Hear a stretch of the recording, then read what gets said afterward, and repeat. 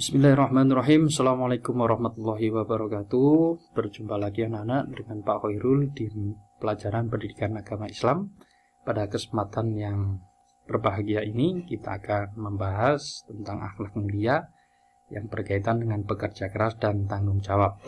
Sebelum masuk ke materi, beberapa hal yang perlu saya sampaikan terkait dengan tujuan pembelajaran, yaitu setelah mempelajari materi ini, diharapkan siswa dapat meyakini bahwa agama mewajibkan umatnya untuk bekerja keras dan tanggung jawab dalam kehidupan sehari-hari. Kemudian yang kedua, berperilaku bekerja keras, tanggung jawab dalam kehidupan sehari-hari. Yang ketiga, siswa mampu menganalisis dan mengevaluasi perilaku bekerja keras dan tanggung jawab dalam kehidupan sehari-hari yang berkembang di masyarakat. Dan yang keempat, mengaitkan, siswa mampu mengaitkan perilaku bekerja keras dan bertanggung jawab dalam kehidupan sehari-hari yang berkembang di masyarakat dengan keimanan. Kemudian pengertian bekerja keras dan tanggung jawab, yang dimaksud dengan bekerja keras itu adalah berusaha atau berikhtiar secara sungguh-sungguh. Dengan kata lain, bekerja keras adalah bekerja dengan gigih. Dengan gigih dan sungguh-sungguh untuk mencapai sesuatu yang dicita-citakan. Orang bekerja keras tidak harus banting tulang, dengan mengeluarkan tenaga secara fisik, akan tetapi dilakukan dengan berpikir sungguh-sungguh dalam melaksanakan pekerjaan atau belajar dengan sungguh-sungguh, untuk mencari ilmu. Setiap orang yang bekerja keras harus berikhtiar dengan sungguh-sungguh untuk mencapai tujuan atau prestasi tertentu yang diharapkan. Nah, setelah berikhtiar kemudian berdoa dan bertawakal atau berserah diri kepada Allah. Kemudian yang dimaksud dengan tanggung jawab, tanggung jawab itu adalah keadaan wajib menanggung segala sesuatunya. Sehingga bertanggung jawab menurut Kamus Bahasa Indonesia adalah kewajiban menanggung, memikul, menanggung segala sesuatunya atau memberikan jawab dan menanggung akibatnya. Sehingga secara istilah tanggung jawab adalah kesadaran manusia akan tingkah laku atau perbuatan yang disengaja maupun tidak disengaja. Bertanggung jawab juga berarti berbuat sebagai perwujudan kesadaran akan kewajibannya. Artinya, bertanggung jawab itu sudah merupakan bagian kehidupan manusia. Bahwa setiap manusia itu pasti dibebani dengan tanggung jawab. Nah, kemudian yang berikutnya, ini dasar tentang perintah untuk bekerja keras dan tanggung jawab. Ayat terkait dengan bekerja keras itu ada di dalam Quran surat Al-Ankabut ayat 17. Yang bunyinya, A'udzubillahi minasyaitonirrajim, innama ta'buduna min dunillahi awthana wa takhluquna ifka. Innalladzina ta'buduna min dunillahi la yamlikuna lakum rizqan fabtagu indallahi rizqa wa'buduhu washkurulah ilaihi turja'un. Yang artinya, sesungguhnya yang kamu sembah selain Allah hanyalah berhala-berhala. Dan kamu membuat kebohongan. Sesungguhnya apa yang kamu sembah selain Allah tidak mampu memberikan rizki kepadamu. Maka mintalah rizki kepada Allah. Dan sembahlah Dia. Dan bersyukurlah kepadanya. Hanya kepadanya kamu dikembalikan. Jadi setelah manusia itu berikhtiar, manusia itu berusaha, maka usaha dan ikhtiarnya tadi harus diiringi dengan doa. Kemudian disertai dengan tawakal atau berserah diri kepada Allah. Nah, kemudian ayat tentang tanggung jawab itu ada di Quran surat Al-Isra ayat 36 yang bunyinya, A'udzubillahi minasyaitonirrajim, wala taqfu ma laisa laka bi'ilm innas sam'a wal basara wal fuada kullu ulaika kana anhu mas'ula. Yang artinya, dan janganlah kamu mengikuti apa yang kamu tidak mempunyai pengetahuan tentangnya.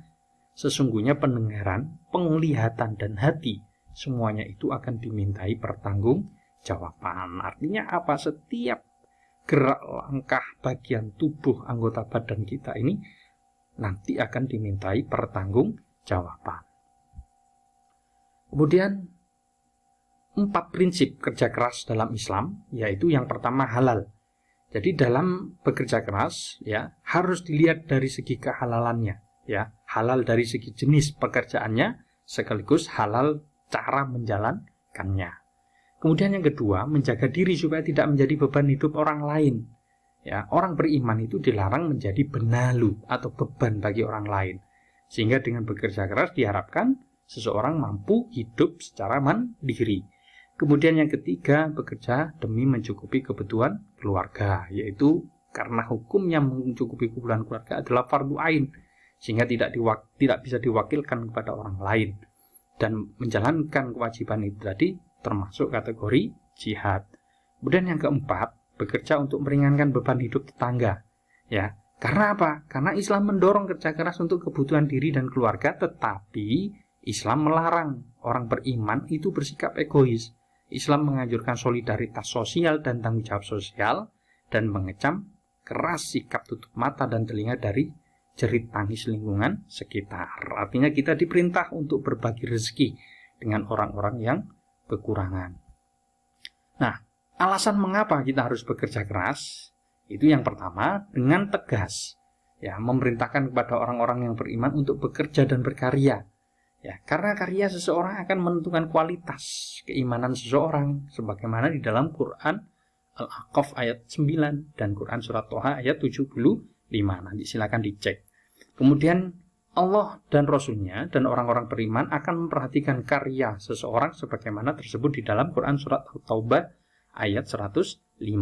Nah, karya orang-orang beriman harus dipertanggungjawabkan di hadapan Allah dan nanti di akhirat, sebagaimana tersebut di dalam Quran surat Al-Nahl ayat 93. Dan alasan yang kedua, diperintahkan untuk mencari karunia Allah, sebagaimana tersebut di dalam Quran surat Al-Jum'ah ayat 10 dan ayat yang semakna dengannya, yaitu di dalam Quran surat Al-Isra ayat 12. Karena karunia Allah hanya dicari dengan berusaha, kerja keras untuk bekerja. Tanpa bekerja, maka mustahil karunia Allah itu bisa diperoleh. Kemudian alasan yang ketiga, diperintahkan untuk meneliti segala sesuatu yang ada di alam ini, sebagaimana tersebut di dalam Quran surat Al-A'raf ayat 185.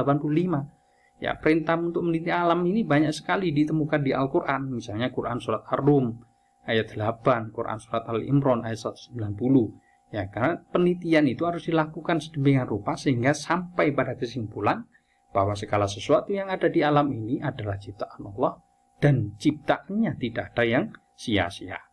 Kemudian alasan yang keempat, yaitu diperintah untuk menanggulangi kemiskinan, kebodohan, penyakit, dan kezaliman. Ya, orang yang tidak berusaha untuk menanggulangi kemiskinan itu adalah pendusta agama. Orang yang akan diangkat derajatnya hanyalah orang yang beriman dan mempunyai ilmu yang banyak, dan ilmunya tentunya diamalkan. Kemudian Allah melarang untuk menyelakakan diri dan berbuat zalim, karena zalim adalah sumber malapetaka atau kehancuran. Kemudian alasan yang kelima, diperintahkan untuk memakan makanan yang baik, memakai pakaian yang bagus, membuat rumah yang luas, dan punya kesadaran kendaraan yang bagus, serta mendidik anak-anak menjadi anak yang soleh. Ini karena Allah memerintahkan manusia untuk mencari rezeki yang halal, yang thayyib. Ya. Allah juga memerintahkan untuk menjaga diri kita. Ya. Kemudian kalau nanti sudah berkeluarga, menjaga anak istri ya dari api neraka. Kemudian hanya orang-orang soleh yang akan masuk surga. Dan yang keenam, diperintahkan untuk menyiapkan semua kekuatan untuk menghadapi musuh, sehingga musuh itu menjadi ketakutan karenanya. Sebagaimana disampaikan atau disebutkan di dalam Quran Al-Anfal ayat 60. Karena kita tidak punya musuh, ya, kita tidak punya musuh, kita tidak perang. Maka yang kita jadikan pesaing adalah orang-orang di luar Islam. Maka dengan bekerja keras, kita akan mampu bersaing dengan orang-orang di luar Islam, dan harapannya kita lebih unggul daripada mereka. Nah, kemudian penerapan perilaku bekerja keras dan tanggung jawab. Ya, penerapannya yaitu yang pertama dengan menggunakan waktu secara efektif dan efisien. Kemudian yang kedua yaitu menggali dan mengembangkan potensi diri secara baik. Kemudian yang ketiga selalu fokus ya, melabelkan diri dengan berkata positif. Jadi harus optimis ya, jangan sampai pesimis. Dan yang keempat, tekun dalam bekerja. Kemudian ada beberapa hikmah atau manfaat bekerja keras dan tanggung jawab, yaitu yang pertama mendapatkan hasil yang optimal setiap usaha yang kita kerjakan. Kemudian akan memperoleh kepuasan batin. Dan yang ketiga membuka pintu-pintu keberkahan dan kepercayaan. Yang keempat, mendapatkan penghargaan atau kehormatan dari orang lain. Dan yang kelima, dicatat sebagai pribadi yang mempunyai dedikasi pada tugas dan fungsinya. Dan yang keenam, dicintai Allah, para malaikat, dan orang-orang beriman. Nah, demikian materi tentang akhlak mulia, yaitu bekerja keras dan bertanggung jawab. Mudah-mudahan kita senantiasa diberikan kekuatan agar mampu bekerja keras dan bertanggung jawab dalam menjalani kehidupan sehari-hari. Cukup sekian, ada kurang lebihnya mohon maaf. Terima kasih. Wassalamualaikum warahmatullahi wabarakatuh.